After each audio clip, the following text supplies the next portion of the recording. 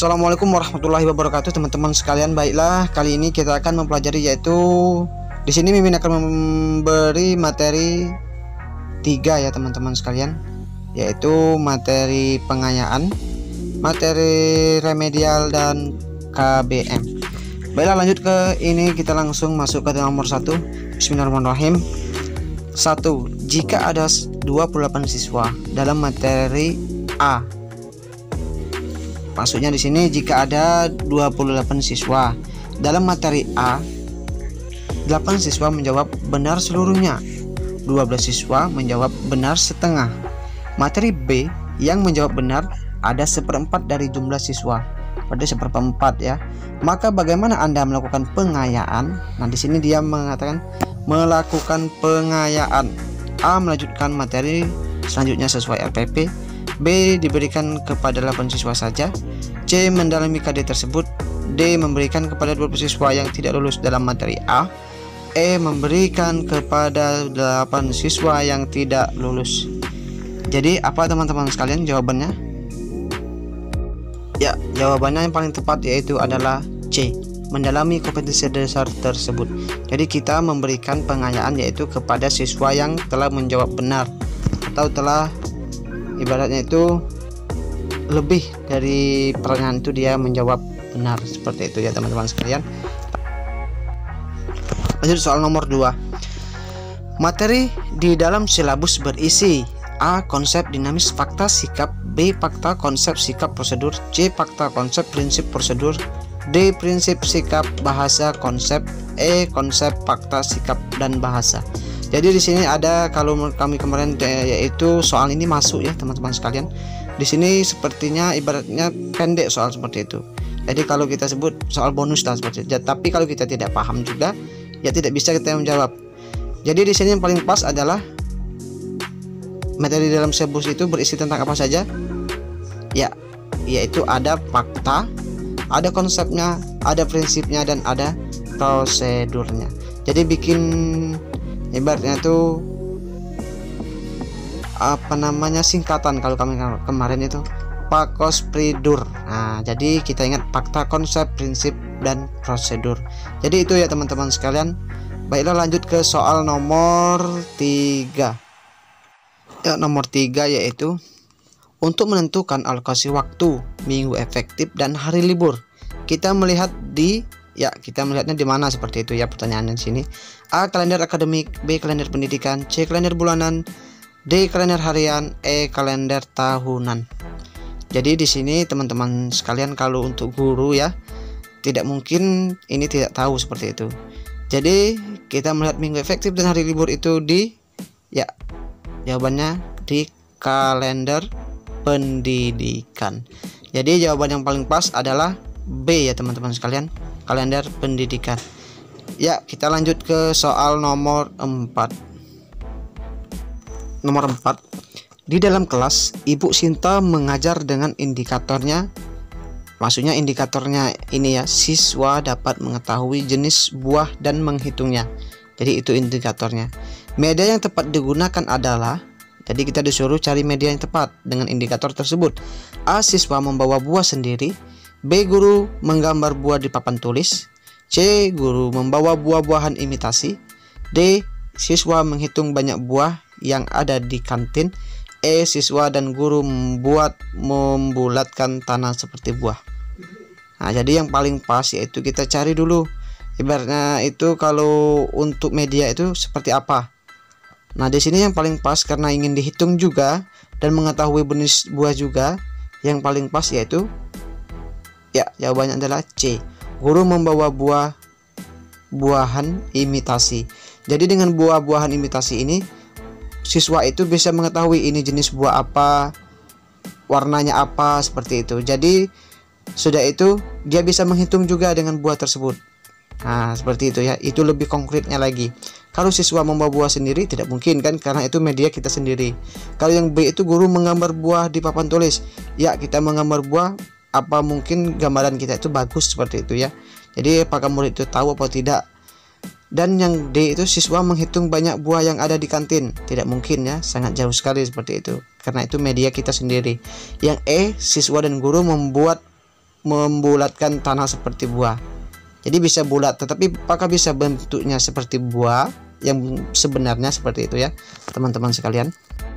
Jadi buah yang paling media yang paling tepat yaitu guru membawa buah-buahan imitasi. Dengan buah-buahan imitasi tersebut, jadi siswa itu bisa tahu bentuk buah yang seperti asli itu seperti apa, seperti itu, dan dia dapat menghitung juga.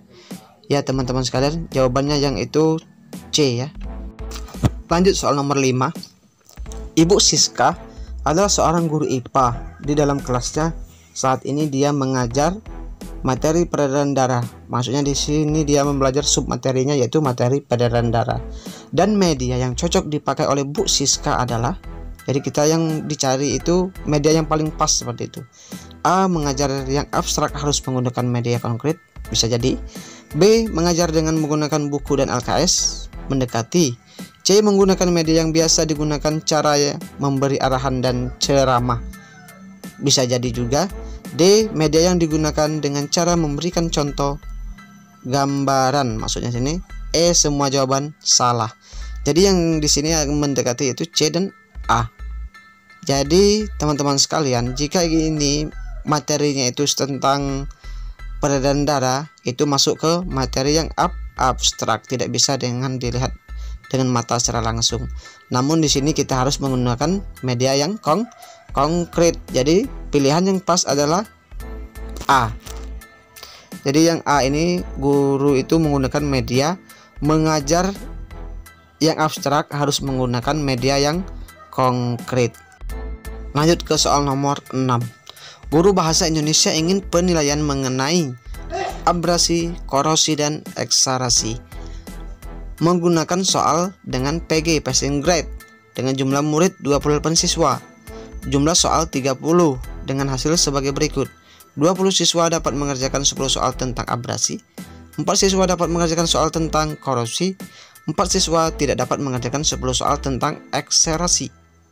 Pernyataan di bawah ini yang benar adalah, jadi kita harus membuat variabel dulu di sini ya teman-teman. A. 24 siswa lainnya melanjutkan KD yang baru, 4 siswa yang tidak lulus remedial dengan soal yang berbeda, 10 soal yang tidak dapat dikerjakan ditarik kembali, dan 20 soal yang lain dibuat ulang dengan tingkat kesukaran yang lebih rendah. B. 24 siswa lainnya mendalami materi tersebut, 4 siswa lainnya yang tidak lulus melanjutkan KD yang lain, dan 20 soal yang lain ditingkatkan kesukarannya. C. 24 siswa lainnya mendalami materi tersebut, 4 yang tidak lulus dilakukan pembelajaran ulang dengan cara pembelajaran khusus.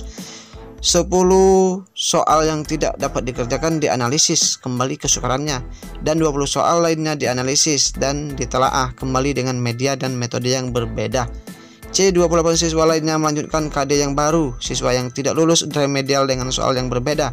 10 soal yang tidak dapat dikerjakan dirubah dengan cara yang lebih mudah, dan 20 soal yang lain dibuat ulang dengan tingkat kesukaran lebih rendah. E. Semua siswa diberikan KD yang baru dan soal yang baru agar siswa dapat mengembangkan materinya. Jadi isiannya teman-teman yaitu di sini yang paling pas. Jadi kita bikin variabelnya dulu ya. 24 siswa itu untuk apa? Karena yang 20 siswa dapat mengerjakan 10, 4 bisa juga, namun yang 4 yang tidak. Jadi 20 siswa itu diapakan dulu. Sudah itu yang 4 siswa yang tidak bisa itu diapakan dulu. Soal yang 10 itu dibuat seperti apa dulu yang tidak bisa dijawab, dan soal 10 yang tidak bisa dijawab itu kita bagaimanakan seperti itu. Jadi ya jawaban yang pas adalah ya jawabannya variabel di sini yang pas C.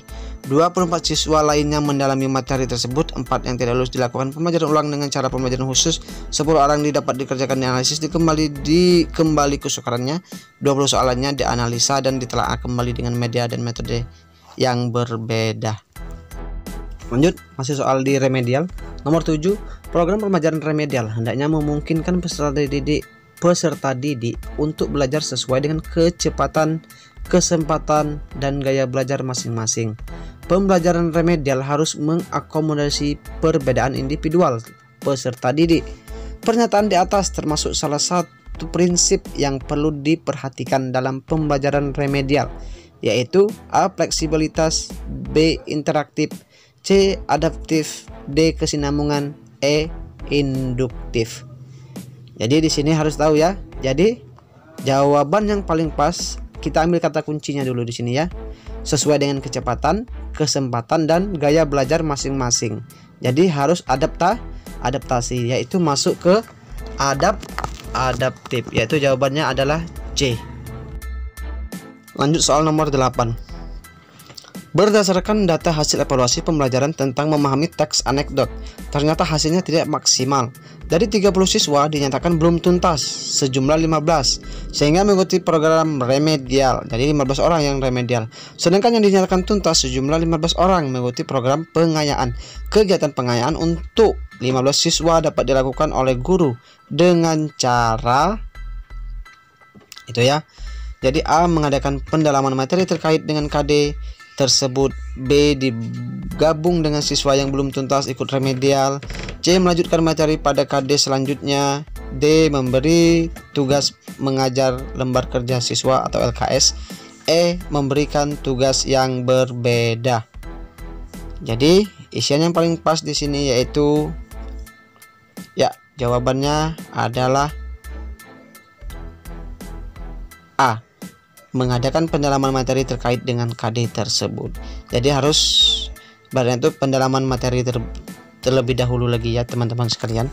Lanjut soal nomor 9. Upaya merancang pengayaan bagi peserta didik yang mencapai ketuntasan belajar optimal tampak dalam kegiatan guru sebagai berikut. A. Memberikan tambahan materi berupa sumber ajar dari pengarang yang berbeda. B. Memberikan tes tambahan dengan tingkat kesukaran lebih tinggi. C. Memberikan tambahan sumber bacaan yang lebih mendalam dan tingkat variasi yang tinggi. Berikut instrumen tesnya yang sesuai. D. Diberikan materi bahan ajar yang lebih tinggi tingkatannya dan mengerjakan soal-soal yang memiliki kesulitan tinggi. E. Memberikan metode dan media yang sama dan pengarang yang sama. Jadi jawabannya di sini yaitu upaya merancang pengayaan. Jadi seperti itu ya, merancang pengayaan. Jadi yaitu jawabannya paling pas adalah D. Diberikan materi bahan ajar yang lebih tinggi tingkatannya dan mengerjakan soal-soal yang memiliki kesulitan tinggi. Jadi di sini guru sebelum upaya merancang pengayaan bagi peserta didik yang mencapai ketuntasan belajar optimal tampak dalam kegiatan. Jadi di sini guru memberikan pengayaan ya kepada peserta didik yang telah optimal dalam kegiatan, dalam upaya kegiatan belajar mengajarnya seperti itu. Jadi jawaban yang pas adalah D. Lanjut ke soal nomor 10. Dasar rancangan program remedi bagi peserta didik yang capaiannya prestasinya di bawah ketuntasan belajar. Jadi capaian prestasinya di bawah ketuntasan belajar maksudnya di sini ya teman-teman. A. Proses pengajaran remedial pada dasarnya adalah proses pembelajaran mengajar biasa. B. Tujuan pengajaran remedial adalah sama dengan tes diagnostik. C. Sasaran terpenting pengajaran remedial adalah peningkatan kecerdasan siswa. D. Strategi yang dipilihnya berbentuk tes ulang. C. E. Membuat sesuatu yang lebih beda dan sama halnya dengan remedial. Jadi di sini yaitu jawaban paling pas yaitu C. Sasaran terpenting pengajaran remedial adalah peningkatan kecerdasan siswa. Jadi di sini kita melakukan sasaran dalam pembelajaran remedial ini. Jadi misalkan siswa itu kurang optimal dalam pembelajaran yang kita beri, jadi kita kasih remedial. Tujuan remedial ini tidak semerta-merta anak itu bodoh seperti itu ya. Jadi kita semerta-merta anak itu bisa meningkatkan kecerdasan siswa kita. Jadi dengan pengajaran remedial ini jadi anak itu bisa lebih mengetahui materi yang kita ajar seperti itu. Ya, teman-teman, jawaban yang paling pas adalah C. Lanjut ke soal nomor 11. Nomor 11, salah satu prinsip merancang program remedial bagi peserta didik tampak dalam kegiatan guru. A. Membuat rancangan pembelajaran khusus untuk siswa peserta remedial. B. Menggunakan rancangan pembelajaran yang telah dibuat dengan memperhatikan hasil temuan analisis evaluasi belajar siswa. Temuan analisis evaluasi belajar siswa. C. Menggunakan rancangan pembelajaran baru yang berbeda sama sekali dengan rancangan yang ada. D. Merancang tes ulang saja tanpa ada pengulangan penjelasan materi. E. Membuat dan membuat kerangka pembelajaran baru untuk tes berkelanjutan. Jadi jawaban yang paling pas di sini yaitu di sini yang teman-teman sekalian, kegiatan guru untuk merancang program remedial tersebut. Jadi jawabannya adalah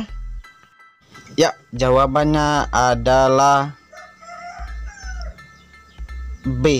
Menggunakan rancangan pembelajaran yang telah dibuat dengan memperhatikan hasil temuan analisis evaluasi belajar siswa. Jadi di sini yaitu teman-teman sekalian, guru itu sebelum memerancangan itu dia telah memperhatikan dulu hasil temuan analisis dia tentang evaluasi belajar dari siswa. Jadi teman-teman, itu jawabannya adalah B. Ya, baiklah teman-teman sekalian, kita belajar 11 soal dulu ya. Di sini Mimin memohon yaitu materi ini dapat menjadi ilmu baru kalian dan menjadi bahan belajar kalian. Terima kasih. Wassalamualaikum warahmatullahi wabarakatuh. Jangan lupa like dan subscribe ya.